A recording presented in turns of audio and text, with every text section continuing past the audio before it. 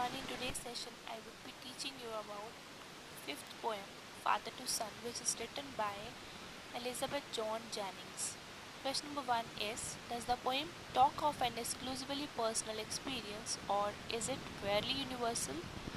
क्या ये पोएम जो है ये सिर्फ पर्सनल एक्सपीरियंस की ही बात करती है या फिर ये यूनिवर्सली देखा गया है कि जो बात इसमें हुई है वो सब पे लागू हो सकती है? Answer of this question is the poem does talk of an exclusively personal experience. However, we can also call it fairly universal because a conflict like this is quite common in many households. It is also known as generation gap.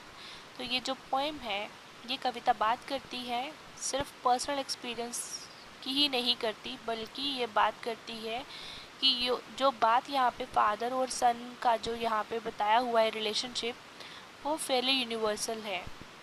हर एक के घर में ऐसी चीज़ें जो हैं, ऐसे conflicts जो हैं ये उठ सकते हैं, कॉमन इश्यूज जो हैं वो हो सकते हैं और इस चीज़ को यहाँ पे नाम दिया गया है या जाना जाता है जनरेशन गैप से।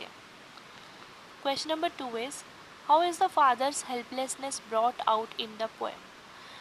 पिता की जो मजबूरी है उसको इस कविता में किस तरीके से लाया गया है या किस तरह से दर्शाया गया है? The helplessness of the father is highlighted through the depiction of the emotional struggle that he undergoes. He is aware of the problem and is willing to resolve it, but is unable to do so. He regrets the lack of a strong emotional bond and proper communication with his son, who is also physically distanced from him.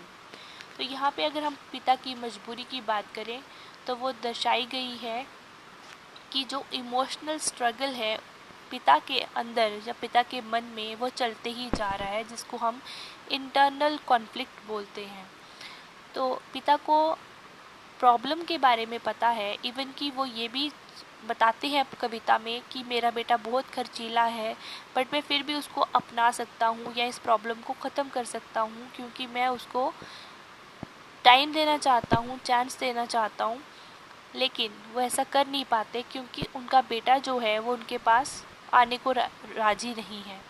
तो वो पछतावा करते हैं इस बात को लेके कि मेरे और मेरे बेटे के बीच में प्रॉपर कम्युनिकेशन नहीं है, बातचीत नहीं हो पा रही है।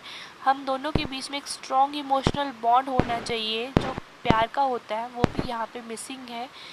तो वो इसलिए मिसिंग है, वो ऐसा इसलिए नहीं कर पा रहे, प्रॉब्लम को सॉल्व इसलिए नहीं कर पा रहे क्योंकि उनका बेटा जो है उनसे दूर रहना शुरू हो गया है।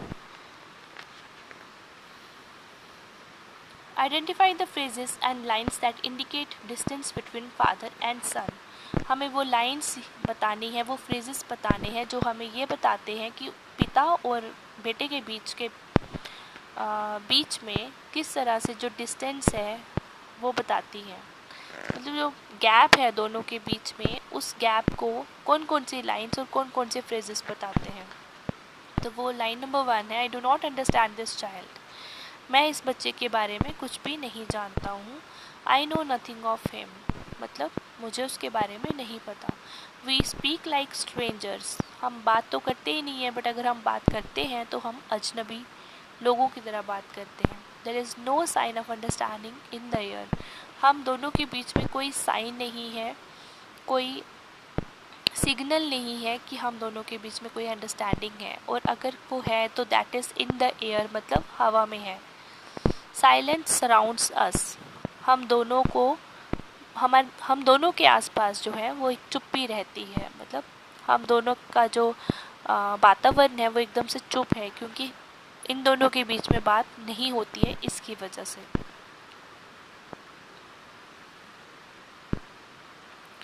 Now the last question is, does the poem have a consistent rhyme scheme? No. This poem does not follow a consistent rhyme scheme क्योंकि जो भी हमने लाइन्स पढ़ी हैं वो कहीं लाइन टू लाइन पैटर्न जो है वो राइम स्कीम का बनाती है, बट स्टांजा टू स्टांजा अगर हम बात करें तो वो यहाँ पे हमें कोई राइमिंग स्कीम नहीं बताती है।